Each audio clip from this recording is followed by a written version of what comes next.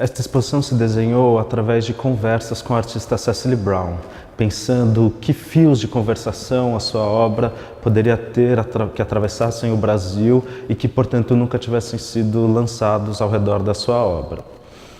Nós nos focamos na discussão sobre como o desejo pode atuar no processo criativo, artístico, lembrando sempre que vivemos numa sociedade em que o desejo foi profundamente mercantilizado e tratado como um canal de criação de falsas demandas, em que desejo muito rapidamente se traduz como consumo, como algo que pode ser simplesmente cumprido sem afetar profundamente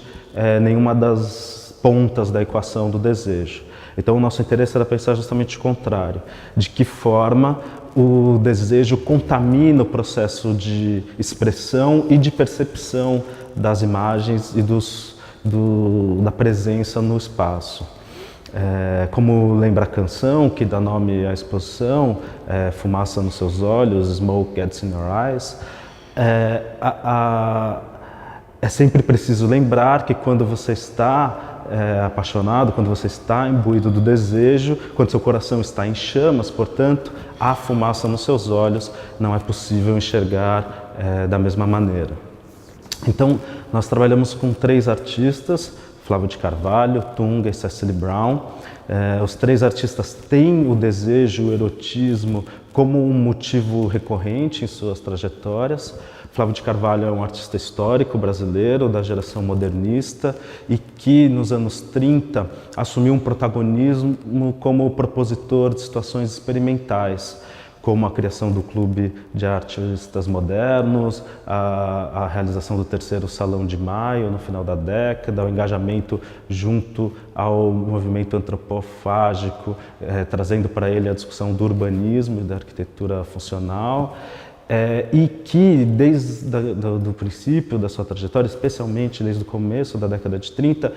provocou inúmeras situações em que ele questionava a moral, os tabus de uma sociedade de matriz católica, da Península Ibérica, e que tinha um conservadorismo moral como uma bússola social e que ele questionava trazendo para a cena, informado pelos princípios da psicanálise e da teoria da psicologia de massas, ele trazia para a cena a necessidade de canais de expressão livre do erotismo, do desejo e das fantasias sexuais. Isso ele trouxe para o seu projeto da Cidade do Homem Nu, uma utopia funcionalista, tropical e movida pelo desejo, que inclusive trazia na sua concepção uma zona erótica para a realização sem tabus das vontades, e trouxe também para inúmeros gestos performáticos, teatrais, textuais e pictóricos ao longo da sua produção. O Tunga, por sua vez, é um artista fundamental na arte contemporânea brasileira, que trabalhava tanto com desenho, escultura, instalação e o que ele chamava de instauração, que eram práticas performáticas associadas aos objetos e narrativas que ele produzia, e que, por toda a sua trajetória, refletiu sobre a potência criativa de uma espécie de sintaxe que não fosse apenas debitária da história formalista da arte ou da concepção intrínseca da história da arte sobre seus meios, formas, materiais, mas que tomasse o desejo como uma força de conjunção, uma força que na concepção dele permitiria ou demandaria que objetos, ideias, símbolos, materialidades e corpos se atraíssem de tal forma que do jogo de atração entre esses elementos eles gerassem novos significados que não existiam, digamos, em nenhuma das pontas. Para ele, por Tunga, interessava pensar que, além dos mecanismos de sintaxe, de gramática e de produção de sentido oriundos de uma epistemologia ocidental, dos saberes e dos significados, havia todo um campo muito menos previsível e menos matemático de correlações que poderiam ser movidas a partir do amor, do desejo, do erotismo, da cópula e de uma série de processos que estão latentes numa gama de saberes não técnico-científicos, das forças de atração entre as peças. E finalmente, a artista Cecily Brown é uma pintora inglesa radicada nos Estados Unidos e que, desde o princípio dos anos 90, se tornou conhecida justamente por uma família de pinturas que tinham uma certa atitude erótica como princípio formador das suas sugestões figurais. A pintura da Cecily, como a gente vai discutir, ela não é integralmente figurativa, mas ela orquestra sugestões narrativas, sugestões figurais e num primeiro momento, o primeiro corpo de trabalhos dessa artista que se tornou muito conhecido mundialmente, se particularizava justamente por essas sugestões a trazerem uma certa intensidade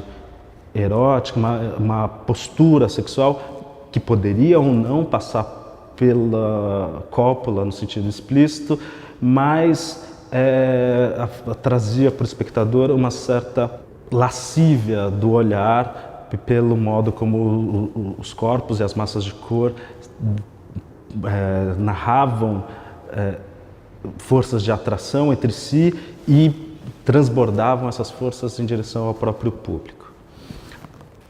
Nessa introdução, nós pensamos como esses três artistas compartilham de uma preocupação sobre como o desejo atua na nossa própria percepção do mundo e como ele é algo que não deve ser represado,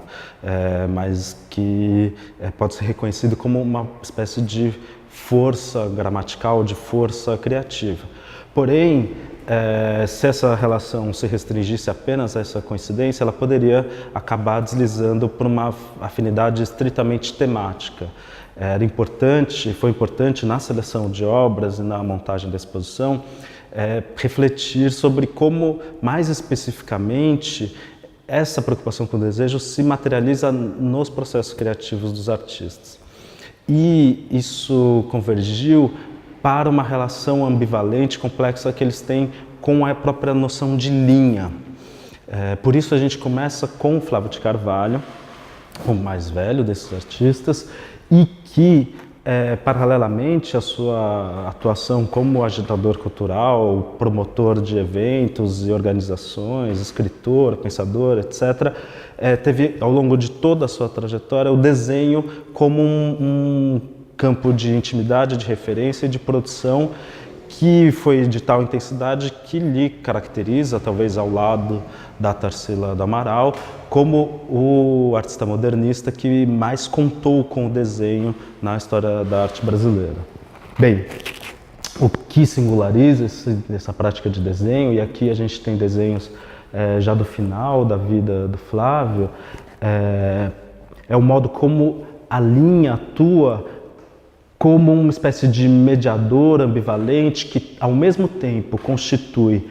os corpos, as feições, as anatomias e também os espaços, as ambiências em que eles estão. A tal ponto e com tal, digamos, lascívia entre corpos e ambiências, que se cria uma indistinção e as linhas, no lugar de simplesmente descreverem ou contornarem as figuras, elas funcionam como pulsações ou campos de força que se atraem, se desviam e são compartilhadas mutuamente, de forma que uma mesma linha pode,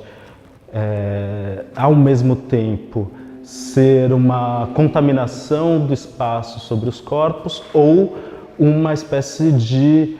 magnetismo que desvia a ambiência de acordo com a força de cada figura. Isso de certa maneira, uma outra versão de um espaço atravessado por linhas de força, que é uma noção que a gente aprendeu a enxergar através do neoplasticismo, que imaginava um espaço todo ordenado por linhas de força invisíveis ortogonais, mas que no Flávio reaparece como um campo de linhas de força turbulentas, onduladas e muito marcadas por um gesto desejante desse artista que observa o mundo contaminado por essas linhas de contato. Para o Tunga também, a linha é uma espécie de veículo condutor de muitas das suas reflexões sobre como corpos se arranjam e se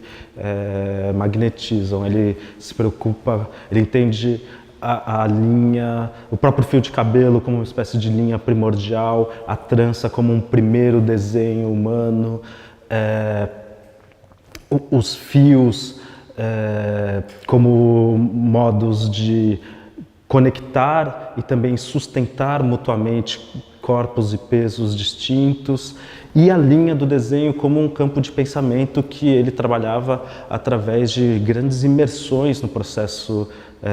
de desenho, em que ele produzia corpos inteiros de estudos e desenhos ao longo de uma sequência de dias e um processo altamente concentrado de trabalho. Um desses ciclos de imersão no desenho, que gerou uma série chamada Laval Mid, teve como parâmetro restringir-se ou concentrar-se exatamente na linha como formadora de uma imagem corpórea complexa. A gente percebe que em muitos desses desenhos ele responde muito rigorosamente a um parâmetro de trabalhar com apenas uma linha que nunca solta do papel e que vai se fazendo por emaranhamento, e num nível de controle e concentração muito notável, essa linha vai se tramando sempre por um processo de simetria dupla, claramente sem nenhum recurso a um dispositivo técnico que interrompesse a linha para que fosse rebatida a forma, mas num ciclo que provavelmente era feito como um grande infinito de idas e vindas, e que nesse processo que já do ponto de vista plástico altamente concentrado e complexo, ainda ia criando evocações de anatomias, evocações de corpos em estado de abertura, porque quando o corpo se apresenta em simetria é porque ele está aberto diante de um observador, em que vão aparecendo membros, seios, vaginas, feições, portais, aberturas, como uma espécie de enigma, charada visual que transpira uma corporalidade sem diretamente descrevê-la ou circunscrevê-la. E no caso da Cecily Brown, que apresenta na exposição 4 pinturas e um desenho, a linha é exatamente o elemento fundamental porque está em estado de ambivalência, no limite entre comparecer ou não como recurso da pintura. É muito comum que a discussão sobre o trabalho da Cecily Brown passe por de que forma uma certa intenção figural e narrativa convive, coexiste ao mesmo tempo que uma expressividade e um tratamento intenso e incisivo dos campos de cor e das gestualidades pictóricas. Então você tem uma expressividade da cor enquanto acontecimento na pintura que ocupa o mesmo espaço e mais ou menos o mesmo tempo de percepção que a descrição de certa ambiência com um certo conjunto de elementos narrativos, figuras, corpos, assim por diante. Essa convivência ela foi conquistada pela Cecily justamente por uma espécie de obsessão sobre como ter e não ter a linha ao mesmo tempo no plano da pintura. Como que isso se dá? Ela trabalha através de estudos, muitas vezes a partir de pinturas clássicas, mas também de fotografias ou imagens mnemônicas em alguns casos, e digere, digamos, essas referências através de uma prática intensiva de desenho, que vai ao ponto de a artista não mais precisar copiar as figuras ou colá-las, mas sim assimilá-las, uma certa estruturação espacial da composição e um certo conjunto de figuras que são introjetadas até o ponto do que ela chama de uma memória muscular. Então, dotada dessa memória muscular da linha e dos traços do tema que ela está observando, ela ataca a pintura mantendo um alto nível de intensidade gestual no tratamento franco das pinceladas, que se permanecem explícitas, e dos campos de cor, que no fundo, são que se apresentam para o observador, mas, eventualmente, esses gestos incorporados transparecem e organizam certos campos da pintura de forma que você começa a intuir que aquilo pode ser um vulto, pode ser uma configuração de uma determinada anatomia, de uma determinada ação ou atitude. Porém, isso fica num limiar entre acontecer ou não, de tal forma que você também, diante da mesma imagem ou diante do mesmo detalhe, pode simplesmente esquecer que você percebeu aquela figuração e enxergar novamente um azul, um rosado, uma cor, um branco cremoso, enfim, você pode voltar, meio que perder essa configuração que também se faz muitas vezes, não exatamente pelo que você tem como definição de um campo de cor, mas pela forma negativa que ele gera. Toda essa equação, ela justamente faz com que você esteja percebendo figuras sem que existam contornos estáveis em jogo. Esse é um problema muito antigo na história da pintura, é um problema que pelo menos remete ao Renascimento, que colocou de maneira clara o paradoxo que era representar um mundo onde os objetos não têm linha de contorno, mas em que o nosso aparato óptico e perceptivo atribui contorno para as coisas. É o que nos permite acertar o alvo, desviar de um obstáculo e assim por diante. No caso do Renascimento, especialmente organizado pelas reflexões do Leonardo da Vinci, isso se resolveu pelo esfumato, por essa zona de ambiguação da expansão cromática, em que um corpo termina e um espaço começa, e que no fundo você não consegue agarrar onde a pintura resolveu esse contorno, mas o seu olho não tem dúvida de que ali há uma espécie de linha insinuada, mas é o seu cérebro que completa o que a pintura preparou. O que é muito instigante nessa abordagem da linha na Cecily Brown é que ela vai procurar uma via totalmente diferente, uma via que passa pelo pós-cubismo, atravessa os expressionismos abstratos e chega no campo da pintura contemporânea, sem esfumato, por uma clareza dos campos de cor, mas por um processo de movimentação do processo perceptivo e do processo intensivo da narrativa, que faz com que a própria pintura proponha para o observador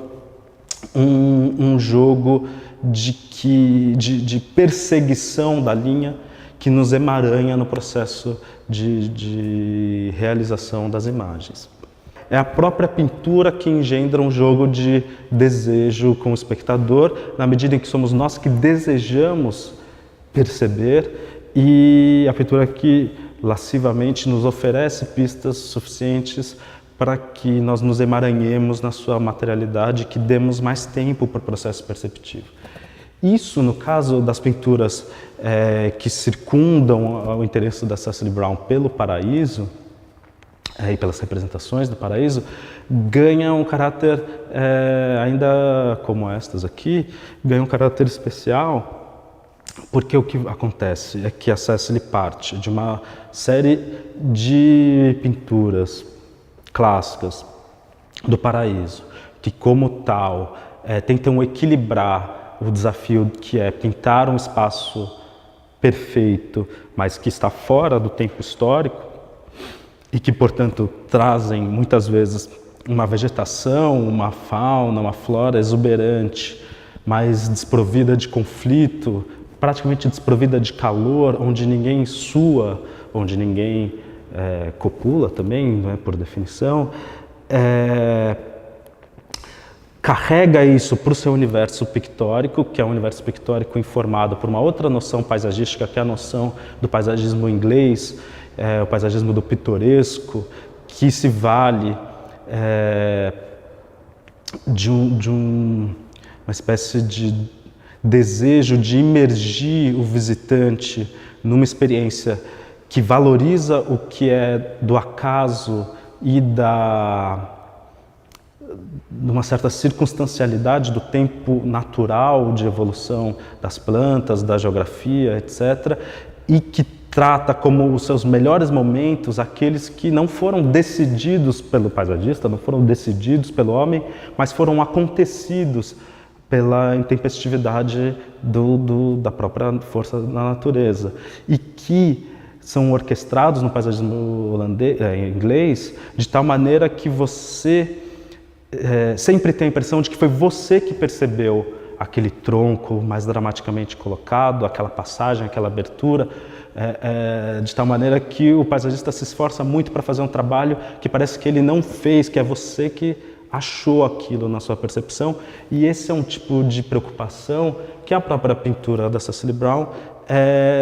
introjeta, não tematizando o paisagismo inglês, mas como uma espécie de interiorização de uma concepção espacial, que faz com que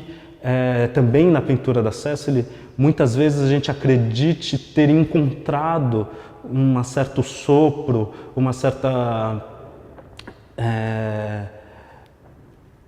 intensidade no choque das partes, etc., que na verdade foi colocada ali, mas colocada de tal maneira que você pudesse tropeçar nela e não que esteja apontada muito explicitamente pelos eixos compositivos. Bem, então a gente tem esse paisagismo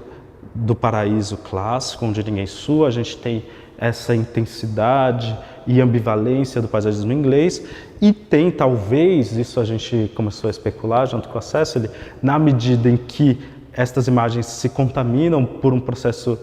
lascivo de desejo, projeção e expectativa, um pouco de uma alegoria ou de uma sugestividade de uma outra floresta, de uma outra paisagem, que é a floresta tropical, o espaço cheio, o espaço tomado, o espaço que, para ser adentrado pelo corpo, ele precisa ser cavado, porque literalmente ele já é pleno, úmido, denso, e a presença do corpo ela precisa sempre se enfiar, impor o seu espaço vazio em relação aos espaços circundantes. E isso é uma coisa que, não conscientemente, mas que acaba fazendo com que a pintura da Cécile, às vezes dessa série relacionada ao paraíso, às vezes encoste em grandes representações da floresta tropical, seja aquelas de um artista como Wilfredo Lan, ou de um Lazar Segal, ou um imaginário de presença do corpo em tensão com a ambiência, como o encontrado no Flávio de Carvalho.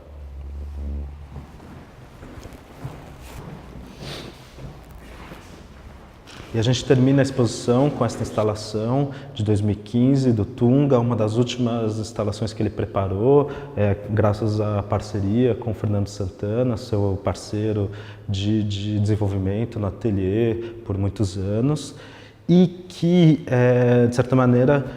amarra e estrutura a exposição como um todo, porque se trata de uma obra relativamente compacta para a escala que o Tunga chegou a trabalhar, mas que condensa muito dessa reflexão que ele traz sobre as forças de conjunção, sobre o modo como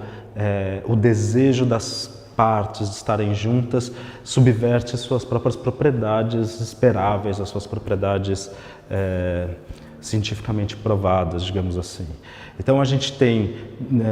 toda a peça se organiza em torno de uma espécie de eixo que vai do peso intuitivamente entendido da bigorna e da vida e uma esperável leveza das folhas da planta de espada de São Jorge. O que acontece? Por um processo de contaminação e coligação, acaba que essa força ascendente do movimento das folhas de São Jorge carrega toda a peça no eixo vertical até o ponto que a própria bigorna, com todo o seu peso maciço, flutua e fica suspensa, cercada desses elementos. E, por outro lado, a densidade da matéria da bigorna molda e traduz essas folhas como o elemento mais pesado da peça que vai, metálica, chegar ao chão, como as folhas caídas da peça. Essa mesma jogo de troca, de alternância de propriedades, se faz ainda de muitas outras maneiras. A gente vê, digamos, esses tripés, esses suportes triplos, como muitas coisas na produção do Tunga se fazem por tríade, eles ao mesmo tempo suspendem as plantas e suspendem a bigorna. A matéria da bigorna virtualmente, onde se funde, onde se molda a estrutura das peças das folhas, e também aquilo que eleva uma dessas folhas que serve de suporte para um cristal. E assim por diante. Quer dizer, você tem uma equação que no fundo, é uma equação entre dois, que viram três, como tipicamente no Tunga, e se equilibram. A gente tem numa ponta um elemento vivo vegetal. Do outro lado, o elemento mineral, que pode estar, e aí ele se torna três, no estado cozido, né, com uma agência de um intenso calor, como na bigorna, nas folhas metálicas de ferro e na própria estrutura, ou pode estar cru no vaso de barro e na própria terra que dá vida, né, que sustenta a vida das plantas. Então, esses dois, que na verdade são três, vão transmutando seus estados num que poderia ser, numa abordagem técnico-científica, uma escada do mais vivo para o mais mineralizado, justamente, mas que, sendo um processo movido pelas forças de conjunção que estão importantes para o Tunga, gera uma alternância em que permite essa troca de fazer o pesado leve, o leve pesado. E claro que isso tudo é imbuído de uma simbologia muito importante, porque a gente está falando da espada de São Jorge, uma planta na tradição popular brasileira, tipicamente associada a uma ideia de proteção, a uma ideia de resguardo contra o mal-olhado, etc. E que na biografia do Tunga também teve um papel mais dramático, por ele associar o Santo São Jorge a uma proteção num momento muito duro, de desafio, de risco para a própria vida dele, e que então essa ameaça protetora da espada de São Jorge é uma espécie de motor simbólico que coloca essa máquina alquímica, escultórica, simbólica e poética para funcionar no caso dessa obra.